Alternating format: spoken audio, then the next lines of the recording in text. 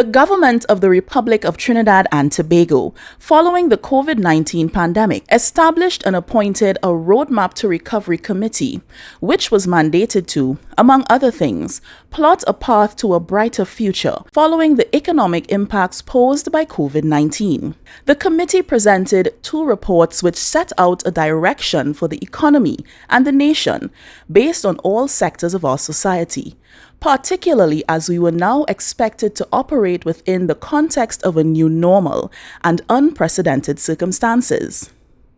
Among the recommendations included a social protection mechanism to ensure that no one is left behind, retention and creation of jobs, particularly through SMEs, maintenance of supply chains, as well as boosting aggregate demand so as to trigger local economic activity.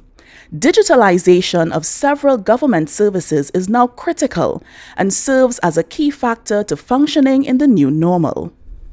It is noteworthy that the measures, new and existing, would have taken into account the fact that the Roadmap Committee provided a framework with priority areas of focus to ensure that indeed no one is left behind.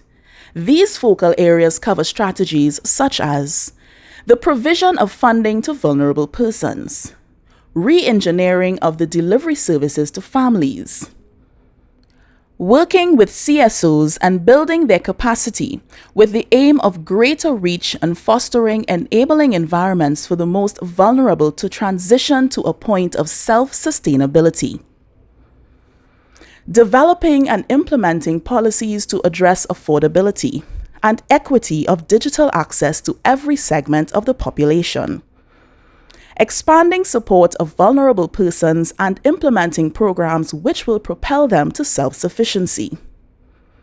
Funding domestic violence shelters, facilities, and related programs in order to improve strategies to end gender-based violence. The Minister of Social Development and Family Services, Senator the Honorable Minister Cox, tells us more.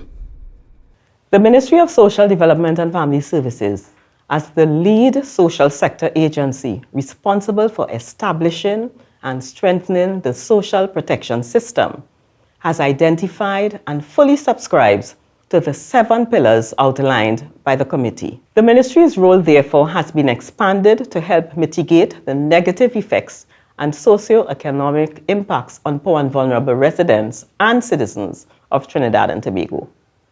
At the helm of its efforts, the ministry is poised to introduce and implement its National Social Mitigation Plan, which seeks to cushion negative impacts of the downturn while building resilience among the citizenry. In addition to several social support measures implemented to treat with the repercussions of COVID-19, given the number of persons and households that experience a reduction in income, the Ministry of Social Development and Family Services continues to ensure that all existing social programs and services continue to be maintained and administered to the various populations of vulnerability. The Ministry, via partnerships and collaborations, also implemented other psychosocial support measures to safeguard vulnerable groups during the stay-at-home period. The ministry's suite of grants and services under the COVID-19 social support measures included temporary food support cards to existing and new clients, payment of public assistance grants, as well as the rental assistance grant. Efforts were also made to create opportunities for small business development through grant funding under the Sowing and Empowerment Entrepreneurial Development Program, SEED. As re-engineering of its service delivery system to become more responsive and multifaceted takes place, the ministry has made strides in developing its information technology infrastructure and mandate to a more integrated, digitalized, and user-friendly environment. As part of the Roadmap Committee's recommendation for a one-stop model, the ministry is creating an integrated social services delivery framework through the establishment of the Social Support and Empowerment Unit. Among other things, this unit will serve as a one-stop shop facility for all government services, with the Ministry of Social Development and Family Services being the single door for such delivery. An integrated electronic solution to support the Social Support and Empowerment Unit, called the Integrated Social Enterprise Management System, will help to manage shared data among delivery partners and improve work processes, reducing the processing time, as well as enhance client experience overall. The ministry also partnered with iGovTT's TT Connect to create an automated platform for the senior citizens pension process so that older persons can move from inline to online.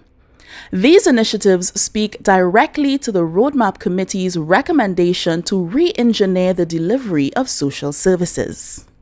As part of the rollout of the National Social Mitigation Plan, the ministry will also make efforts to implement its Step Up program, which means Social Transformation and Empowerment Program, uplifting people. Step Up will help to introduce a national resilience framework where clients and beneficiaries will be encouraged and supported to transition from dependency to greater independence and a better quality of life. These strategies will require closer engagement, collaboration, and partnerships at the community level. And so the ministry intends to work with its partners in the state sector, as well as NGOs, CBOs, FBOs, and other civil society organizations in order to build capacity and foster greater outreach to women, children, and families.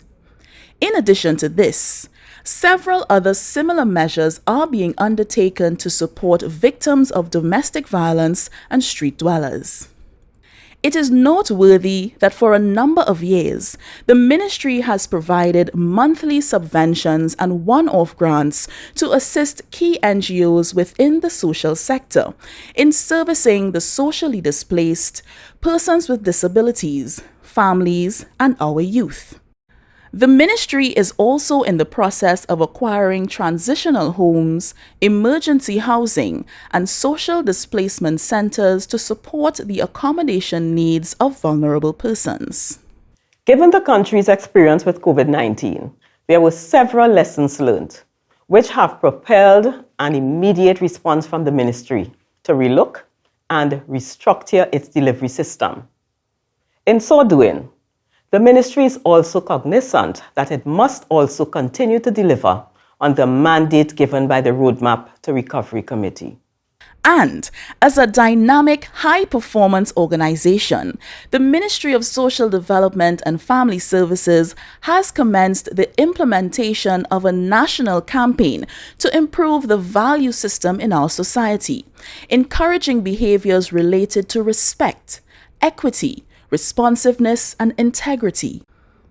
Other projects under the ministry's remit to expand support to the vulnerable include wellness centers, a community first responder system, a citizens engagement unit, a grandparent raising grandchildren program, a registry for vulnerable persons, as well as social displacement centers and emergency and transitional housing to support all those in need.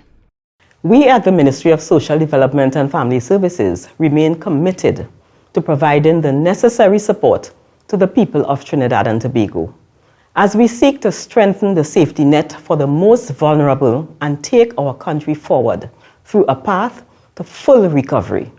We intend to maintain the high levels of investment in the social sector in order to mitigate existing and emergent economic impacts following COVID-19 through a multifaceted safety net to the vulnerable populations in our society.